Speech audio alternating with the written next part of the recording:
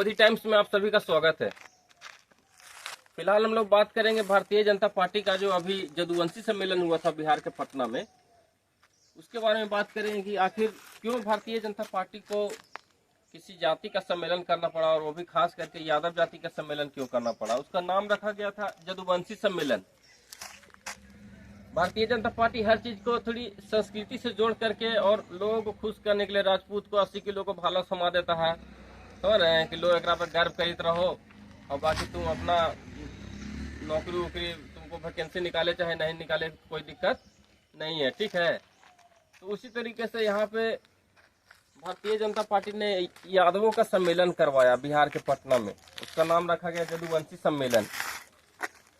तो उस सम्मेलन का मुख्य उद्देश्य क्या था? आखिर भारतीय जनता पार्टी जिसके बारे में टैग है कि यह धर्म की राजनीति करती है, वह उसको किसी जाति का सम्मेलन क्यों करना पड़ रहा है, वो भी खास करके ऐसी जाति का जिसके बारे में वो खुद कुछ दिन पहले बोल करके गए थे अमित शाह मुजफ्फरपुर में, कि जो उन्होंने डायरेक्ट नहीं बोला, उन्होंने बोला कि बिहार सरकार का जो जातीय जनगणना का जो रिपोर्ट आया है वो जो रिपोर्ट है वो बिल्कुल रियल नहीं है, उसके साथ छेड़छाड़ की गई है। उसमें यादवों और मुसलमानों की जनसंख्या को बढ़ाया गया है। वो तमाम जो यादव छोड़ करके जो अन्य ओबीसी जातियां हैं, जो अन्य ईबीसी जातियां हैं, उनको वो टारगेट कर रहे थे कि आपका भला नहीं कर सकती है ये राष्ट्रीय जनता दल की सरकार तेजस्वी यादव की।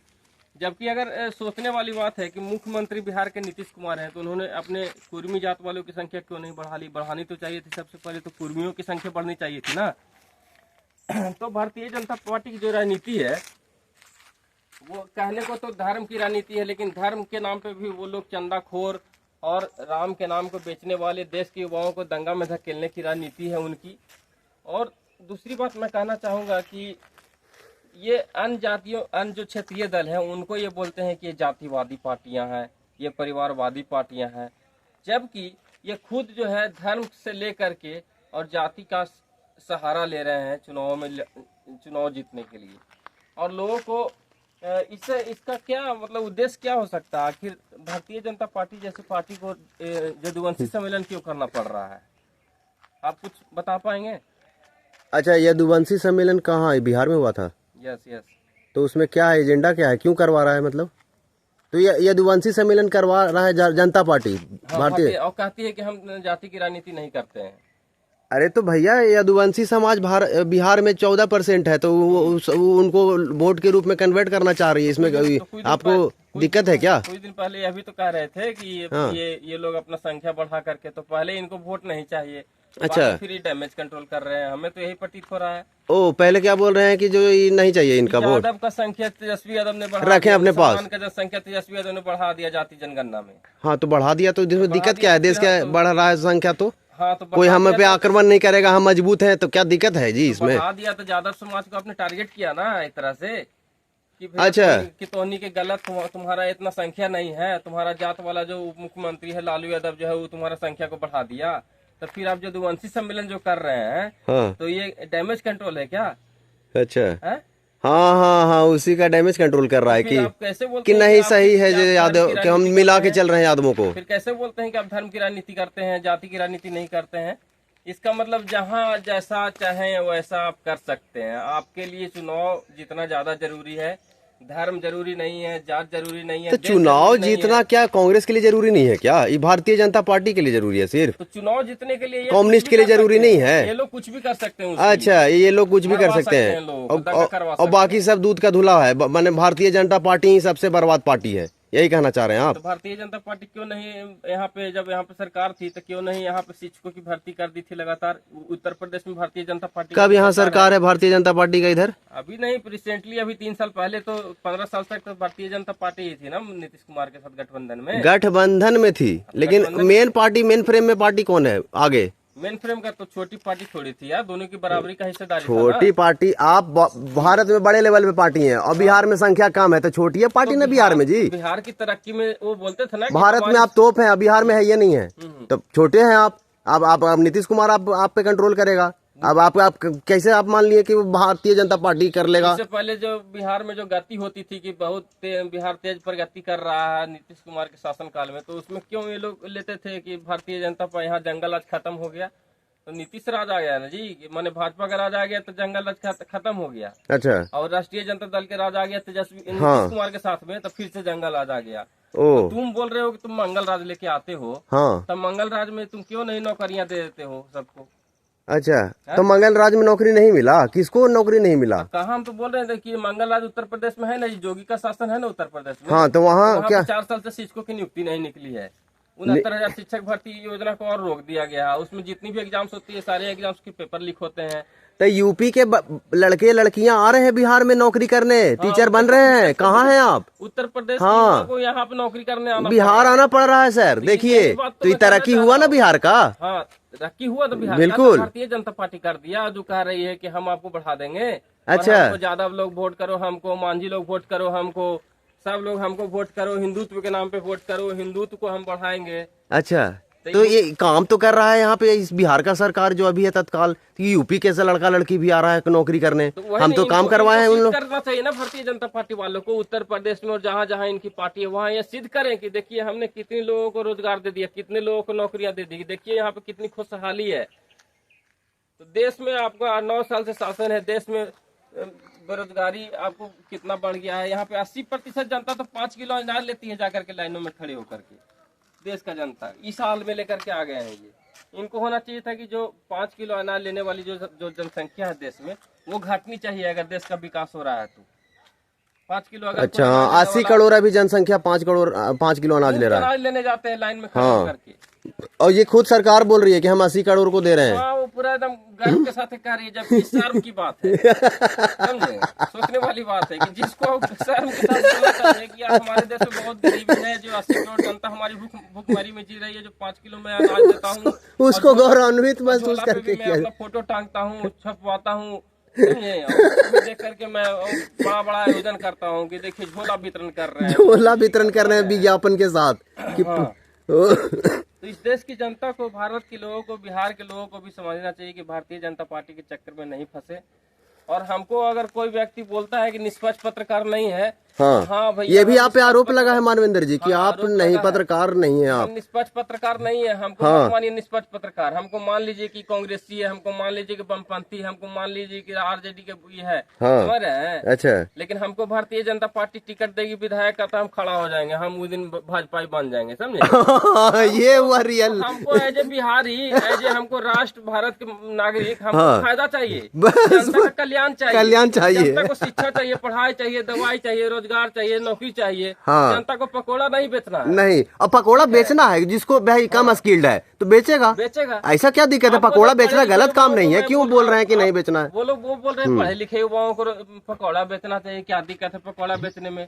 तो पढ़े लिखे जब पकौड़ा बेचेंगे तो अनपढ़ क्या करेंगे? हाँ, पढ़े लिखे नौकरी करते हैं तो अनपढ़ लोग पकौड़ा बेचते हैं, तो सबकी चलती है दुकानदारी। हाँ, ये परस्पर एक दूसरे का तालमेल होना चाहिए। नौकरियों से रोजगार का सृजन होता है जी, बिल्कुल। कि आप नौकरी नहीं देंगे लोग, नहीं, कैसे चलेगा? पकौड़ा सब पकौड़ा तलेगा तो खाएगा कौन? खाएगा कौन? सब पकौड़ा तलेगा। तो यार दोस्त, बिहार के लोगों से और सभी लोगों से मैं अपील करना चाहता हूँ कि भारतीय जनता पार्टी के सरकार को आप मंसूबों को पकड़िए। अगर आप भारतीय जनता पार्टी की सरकार को लेके आना चाहते हैं दोबारा, तो उस पर दबाव डालिए कि वो शिक्षा की बात करे, रोजगार की बात करे, समझे। ओके। इधर उधर नहीं कि हिंदुत्व तुम बचा लोगे, हिंदुत्व तुमसे नहीं बचेगा। हिंदुत्व के लिए समाज खुद लाठी उठा लेगा। हिंदुत्व बच जाएगा, वो काफी है। तुम्हारी पार्टी की इतनी हैसियत नहीं है। हाँ। तुम सिर्फ राम के नाम पे बेच सकते हो, युवाओं को दंगे में धकेल सकते हो। जिस दिन तुम पढ़ाई लिखाई, दवाई, रोजगार इस पे काम करने लगोगे, तो उस दिन देश की सारी समस्याएं, आरक्षण पे काम करो, देश को सभी लोगों को बराबर हिस्सेदारी दे दो, डाइवर्सिफिकेशन, सबका रिप्रेजेंटेशन बराबर हो जाएगा। जितना भी दलित है, बैकवर्ड है, सारे लोग अफसर बन जाएंगे, सारे लोगों को नौकरी हो जाएगा, सारे लोगों का घर अच्छा हो जाएगा, सारे लोगों की गलियां अच्छी हो जाएंगी, तो वो सही रहेगा ना जी। अगर कोई बंदा खुद से नहीं पढ़ करके, कम से कम रहने के लिए घर, साफ सफाई, ये तो होना चाहिए। दलितों की बस्ती में जाइए, वहाँ के ताप को कोई फील करे, हाँ, गलियों के ताप को कोई फील करके बताए भाई, बिल्कुल, ये तो सच्चाई है। करके और IIT क्रैक करके कोई सिखाए, हाँ, वहाँ पे रह करके तो उन गलियों को चलो, उनके महसूस करो, उनकी गर्मियों को, उनके ताप को, उनकी भावनाओं को कि कैसे जी रहे हैं। तो इस देश में अच्छे अच्छे जो लोग हैं, तमाम समाज के जो लोग हैं, वो लोगों को यह प्रेरित करते रहते हैं कि भाई हमेशा आवाज उठाइए प्रगति के लिए, पढ़ाई के लिए, कॉलेज के लिए, विश्वविद्यालय के लिए। लेकिन कुछ लोग जो है, जो जातिवादी लोग हैं, पूर्णतः जातिवादी लोग, उनको मतलब नहीं, उनके पास पैसे भी काफी है, वो लंदन में भी भेज के अपने बच्चों को पढ़ा लेंगे। उनके पास बाप दादा की बपौती भी है कि कुछ साल आपको झेल लेंगे, क्योंकि वो नफरत में जी रहे हैं। और आपको वो देखिए, उनकी नफरत जातीय नफरत है कि कुछ लोगों को वो लोग नहीं आने देना चाहते। आप समझ रहे हैं मैं किन की बात कर रहा हूँ। लेकिन आपको बोले हैं कि मुसलमान से नफरत करो, कि तुम मुसलमान से नफरत करो, हिंदुत्व को आगे लेके जाओ, और हम जातीय श्रेष्ठता बरकरार रखेंगे, और हम हमेशा सचिव बनेंगे, हम भारत के प्रधानमंत्री कार्यालय में सबसे सचिव ज्यादा रहेंगे, हम प्रोफेसर बनेंगे, तुम जाकर के सिपाही बनो, तुम चपरासी बने रहो, तुम चपरासी बन गया, तुम बहुत पैसा कमाने लग गए। मतन बीघा में अगर 20,000 रुपया का मतलब टोटो चला रहा है तो बहुत रईस हो गया। अगर दिल्ली में कोई महिला किसी के घर में जाकर के 30,000 कमा ले रही है तो बहुत अच्छा हो गया। तुम अपनी बहन बेटियों को भेजो, ये सब एक्सक्यूजेस ये जा रहे हैं। तुम अपनी बहन बेटियों को, भाइयों को भेजो और टोटो रिक्शा चलाने के। हाँ भाई भेजो भाई। क्यों 30,000 की नौकरी कर रहे हो दिल्ली में, 60,000 की नौकरी क्यों कर रहे हो? तो तुम ज्यादा काबिल हो? काबिल नहीं हो। तुम्हारी वहाँ पे ये है, क्या बोलते हैं उसको, जातिगत आरक्षण है अलग से, वैधानिक संवैधानिक आरक्षण नहीं है, उसको बोलते हैं। अभी मैं IIT की भी बात किया था वीडियो में, आपको पिछले वीडियो में आपको वो दिख जाएगा। फिलहाल लोगों को, मुझे आप निष्पक्ष समझिए चाहे नहीं समझिए, मुझे मान लीजिए कि भाई मैं भारतीय जनता पार्टी का दुश्मन हूँ, लेकिन भारतीय जनता पार्टी अगर शिक्षा देगी, रोजगार देगी, तो भाई मैं उसका भी समर्थन करूंगा, समझे। किसी भी पार्टी, कोई भी पार्टी अगर भारत में समान, जैसे ये नरेंद्र मोदी की सरकार आई तो भारत में GST लाया गया कि 1 नेशन 1 टैक्स, तो गब्बर सिंह टैक्स, हाँ 1 नेशन 1 टैक्स है नहीं एक्चुअली। GST में भी मतलब 18%, 28%, और मतलब ये किस तरीके का 1 नेशन 1 टैक्स है भाई।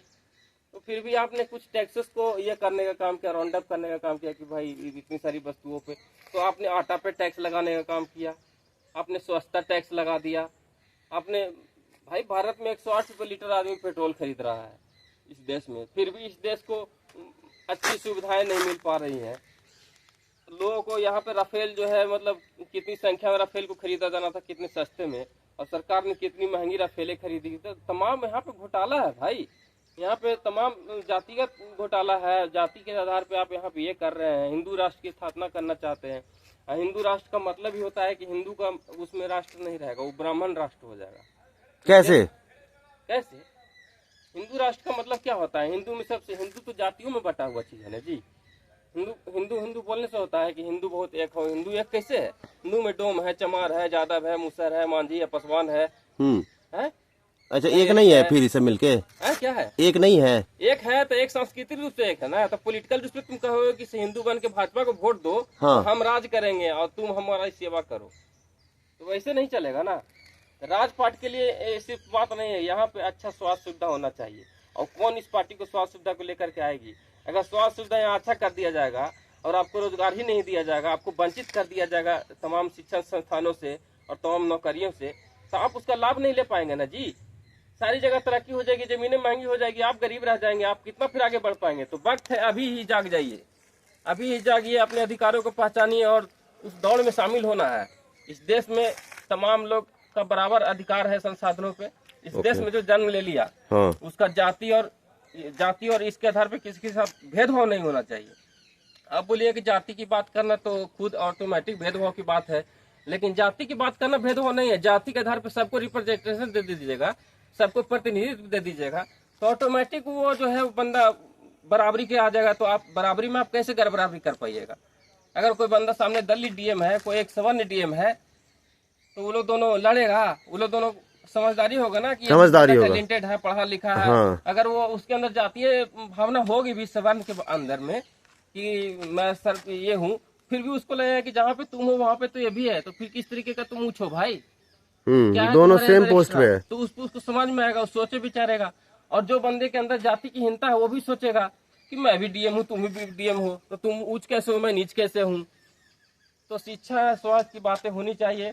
फिलहाल के लिए मैं यहीं पे अपनी बात को रखकर भी कमेंट सेक्शन में अगर आना चाहें तो कमेंट सेक्शन में आप सभी लोगों का स्वागत है। Thank you guys.